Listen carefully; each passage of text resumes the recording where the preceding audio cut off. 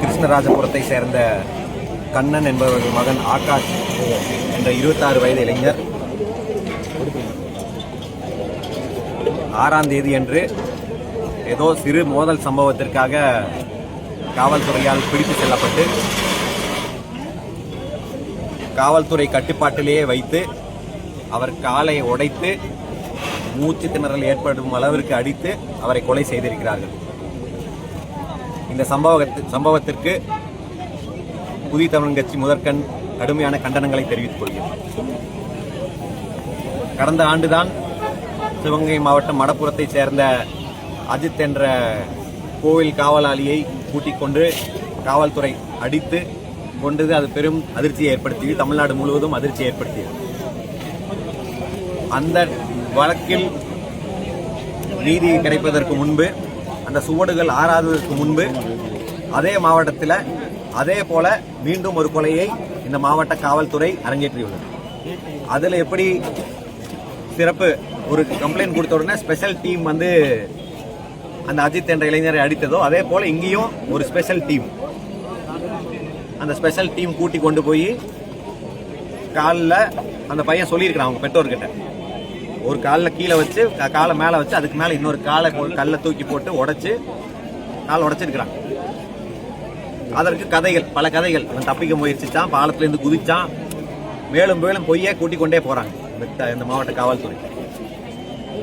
புதிய தமிழ் கட்சி பல ஆண்டு காலமாக சொல்லிட்டு வருது, காவல்துறை குறிப்பாக சிவகங்கை மாவட்டத்தில் பல பல காவல் நிலையங்களில் ஒரே ஜாதியை சார்ந்தவர்கள் இன்ஸ்பெக்டரா இருக்கிறாங்க, எஸ்ஐயா இருக்கிறாங்க. அங்க இருக்கிற அத்தனை கான்ஸ்டபிளும் ஒரே ஜாதியை சார்ந்தவர்கள், ஒரு ஜாதி சங்கம் போல பல காவல் நிலையங்கள் செயல்பட்டு வருதுங்கிறது கருத்தா இருக்கு. கடந்த ஆண்டு கூட ராமநாதபுரம் சரக டிஐஜி அவர்களுக்கு புதிய தமிழ் கட்சி தலைவர் அவர்கள் ஒரு கடிதம் எழுதியிருந்தார். இது போல 90% காவல் நிலையங்கள் ஒரே ஜாதியை சார்ந்தவர்கள் இருக்கிறார்கள். அதுக்கு அவர் பதிலும் அளித்திருந்தார். அப்படியெல்லாம் இல்லை, எல்லா ஜாதிக்கும் சமமான வாய்ப்பு வழங்கப்படுது, அவரவர்கள் எங்கு போஸ்டிங் வேணுமோ அங்கே கொடுக்கப்படுது. ஆனால் நிலைமையை பார்த்தா இந்த கூட்டி கொண்டு போனவங்க அத்தனை பேர் ஒரே ஜாதி. எஸ்ஐ, இன்ஸ்பெக்டர், கூட்டி கொண்டு போன அந்த ஸ்பெஷல் டீம், எல்லா காவல் காவலர்களும் ஒரே ஜாதியை சார்ந்தவர். அப்போ இந்த சிஸ்டத்தை சரி பண்ண வேண்டும் என்று பல நாளாக கேட்டுட்டு இருக்கோம். ஆனால் அதற்கு எந்த தீர்வும் கிடையாது. எத்தனை பேர் இப்படி அடிச்சு கொள்ள போறீங்க? இப்படி அடித்து கொன்று எத்தனை குற்றங்களை தடுத்திருக்கிறாங்க இந்த காவல்துறை. பல கொலைகள் செய்தவர்கள் எல்லாம் வெளியே சுதந்திரமாக சுற்றி கொண்டிருக்கிறாங்க. அவங்க மேலே எல்லாம் அவங்க கை கால் உடைக்கிறது, இந்த டெக்னிக்கெல்லாம் வேலை செய்யறது கிடையாது. சின்ன குற்றங்கள், அது உள்ளுக்குள்ள ஒரு சட்டவிரோதமாக ஒரு மது விற்பனை நடந்திருக்குது, அதை தட்டி கேட்டவருக்கும் அதுக்கு நடந்தவருக்கும் நடந்த மோதல். அந்த மோதல்ல கூட்டி கொண்டு போய் இப்படி கால் உடைப்பதற்கு என்ன ஜாதி வெறியை, காவல்துறையில் இருக்கும் ஜாதி வெறியை தாண்டி வேற என்ன காரணம் இருக்கும்? இன்னும் பெரிய சமூக பதற்றம் ஏற்பட்டுருச்சா? இல்லை பல யாரையாவது சிறுமியை வந்து ஏதாவது பாலியல் துன்புறுத்தலுக்குள்ளானாங்களா? இல்லை பல கொலையை பண்ணிட்டானா? ஆகாஷ் என்ன பண்ணுனா? ஒரு சிறிய மோதல், அந்த மோதலுக்கு கூட்டி கொண்டு போய் கால் உடைச்சு கொலை பண்ற அளவுக்கு இந்த காவல்துறைக்கு என்ன அப்படி ஒரு கோபம் என்றால் அந்த காவல்துறையில் இருக்கும் ஜாதி வெறியை தவிர வேற எதுவும் கிடையாது. அப்ப இந்த ஜாதி வெறி எப்படி தடுப்பது? இந்த ஒரு ஜாதிக்காரனை போலீஸ்லயே வைக்காம பாத்துக்க முடியுமா? முடியாது. அப்ப எல்லா ஜாதிக்காரங்களும் அந்த ஒரு ஸ்பெஷல் டீம்ல எல்லா ஜாதிக்காரங்களும் இருந்தா இப்படி நடக்குமா? ஒரு காவல் நிலையத்தில் எல்லா ஜாதிக்காரங்களும் இருந்தா இப்படி ஒரு ஜாதிக்கு எதிரான குற்றங்கள் நடக்குமா? தேவேந்திர குல வேளாளர் சமுதாயத்தை சேர்ந்த ஆகாஷ் கொல்லப்பட்டிருக்காரு. அந்த போர்ஸ்ல தேவேந்திர குல வேளாளர் 4 பேர் இருந்தா இப்படி நடக்க விட்டுருப்பாங்களா? ஏன் இல்லாம போனாங்க? இந்த ஜாதியில் யாரும் போலீஸ்க்கு வேலைக்கு போறது இல்லையா? இவர்களுக்கு விருப்பமான பகுதிக்கு இங்க போஸ்டிங் ஏன் கொடுக்கறது இல்ல? ஏன் எப்படி ஒரு ஜாதி மட்டும் இந்த எல்லா போலீஸ் ஸ்டேஷன்லயும் ஒரு ஜாதிக்கு மட்டும் எப்படி விருப்பமான இடமா கிடைச்சது? அப்போ இத்தனை நடந்திருக்குது. ஊடகங்கள் தமிழ்ல எங்கும் பேசப்படுது. ஒரு எஸ்பி ஒரு அறிக்கை கொடுத்தாரா? ஊடகங்கள் கொடுத்தாரா? என்ன கொடுத்திருக்காங்க? ஆமா, அது ஏதோ பொய். அங்கிருந்து பாலத்துல இருந்து குதிச்சாரு, அப்போ கால் உடைஞ்சிருச்சு. பாலத்துல இருந்து குதிச்சு கால் உடைஞ்சு எத்தனை பேர் உயிரிழந்திருக்காங்க? அதுதான், எப்படி பாலத்துல இருந்து குதிச்சு கால் உடைஞ்சவங்களுக்கு எப்படி உயிர் போகும்? எத்தனை பேர் கால் உடைஞ்சு நீங்க பாத்திருப்பீங்க? மாவு கட்டு போடுவாங்க, ஆபரேஷன் பண்ணி பிளேட் வைப்பாங்க. உயிர் எப்படி போச்சு? அது 26 வயசு பையன். ஹைகோர்ட் சொல்லி போராட்டத்தை சாதனை அது மட்டும் இல்லாமல் உடற்கூறு ஆய்வுகளை பார்த்தீங்கன்னா அஜித்குமாருக்கு பண்ணது போலவே சிசிடிவி வச்சு பண்ணணும் அப்படின்னு சொல்லியிருக்காங்க.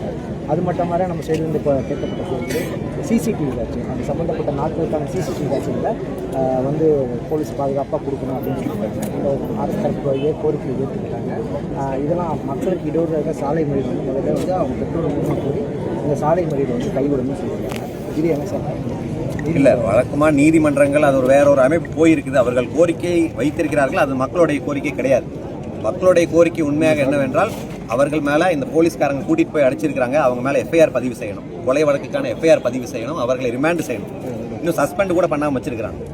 அதை கூட செய்யாமல் இந்த மக்களுடைய சாலை மறியலை கலைக்க வேண்டும் என்பது தான் நீதிமன்றங்களுடைய முக்கியமான கோரிக்கை. இப்போ அவர்களுடைய நீதிமன்றங்கள் வாதம் அதுவாக தான் இருக்குமா? இந்த மக்களுடைய வலிக்கு என்ன பதில்?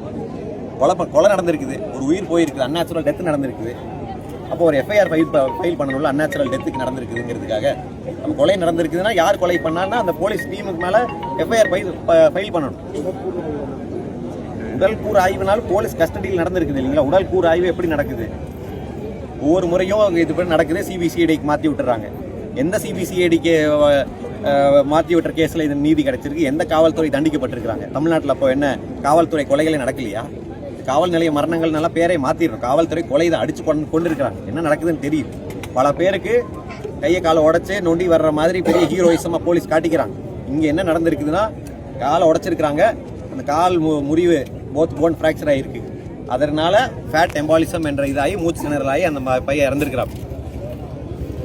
சார், உங்களோட குடும்பத்தோட சார்பாக உங்களோட குடும்பத்தின் சார்பாக இந்த ஊர் சார்பாக தமிழக மக்கள் சார்பாக என்ன கோரிக்கை என்றால் அவர்கள் அந்த ஸ்பெஷல் டீம் யார் கூட்டிகிட்டு போய் அடித்தாங்களோ அவர்கள் மேலே கொலை வழக்கு பதிவு செய்ய வேண்டும். அவர்களை எல்லாம் ரிமாண்ட் பண்ணணும். முதல்ல ஜெயராஜ் பீனிக்ஸ் வழக்கில் நடந்த மாதிரி அது ரிமாண்ட் பண்ண வேண்டியது தான் அவர் முதல் கோரிக்கை. அடுத்தது அந்த குடும்பத்திற்கு என்ன செய்ய வேண்டுமோ அது செய்யணும். ஆனால் பிரதான கோரிக்கை இது போல் ஒரு ஜாதியை சார்ந்தவர்கள் தொடர்ந்து காவல் நிலையத்தை ஒரு ஜாதி சங்கம் போல காவல் நிலையத்தை நடத்துவது, ஒரு ஸ்பெஷல் ஃபோர்ஸ் ஃபுல்லாக ஒரு ஜாதி ஃபோர்ஸ் மூலம் நடத்துவது. அஜித் மடப்புறம் அஜித்துக்கும் அதே தான். அந்த ஃபோர்ஸில் 95% இருந்தது ஒரே ஜாதிக்காரங்க தான். இங்கேயும் அதே மாதிரி தான். ஆனால் என்ன பாதிக்கப்பட்டவர்கள் வேறு ஜாதி சார்ந்தவர். இது வெறும் காவல்துறை மரணம் என்று மட்டும் பார்க்க முடியாது. இதில் ஜாதியும் இருக்குது. ஏன்னா எல்லா ஜாதிக்காரனையும் இப்படி அடிச்சு கொள்றது இல்லை. ஒரு பக்கம் நாங்குநேரியில வெட்டுப்படுறதும் பட்டியல் சமுதாயிச்சாங்க. ஆனால் அவங்களுக்கு எதிராலாம் போலீஸ் துறையுடைய கை காலெல்லாம் நீள்வது கிடையாது. மறுபுறம் இந்த பக்கம் காவல்துறையுடைய அடியில் தாங்குவதும் அதே பட்டியல் சமுதாயத்தை சார்ந்தவர்களாக இருக்கிறாங்க. அப்போ இரண்டு பக்கமும் தாக்குதலத்தை எதிர்கொண்டு நின்றுட்டு இருக்கிறாங்க. அப்போ நீதிமன்றங்கள் இதையெல்லாம் கணக்கில் வைத்து தான் சொல்லணும். ஏதோ இயந்திரத்தனமாக சாலை போக்குவரத்தை தடுக்கணும். இப்போ என்ன சாலை இங்கே இருந்தாலும் என்ன சுற்றி போயிட்டு இருக்கிறாங்கல்ல, யாருக்கு இயல்பு வாக்கையெல்லாம் பாதிக்கப்படுறாங்க இல்லை. இந்த மக்கள் ஒரு நியாயத்திற்காக போராடி கொண்டிருக்கிறார்கள். அந்த நியாயத்தை பெற்று தரணும். அதுதான் அரசுடைய கடமையாக. நன்றி.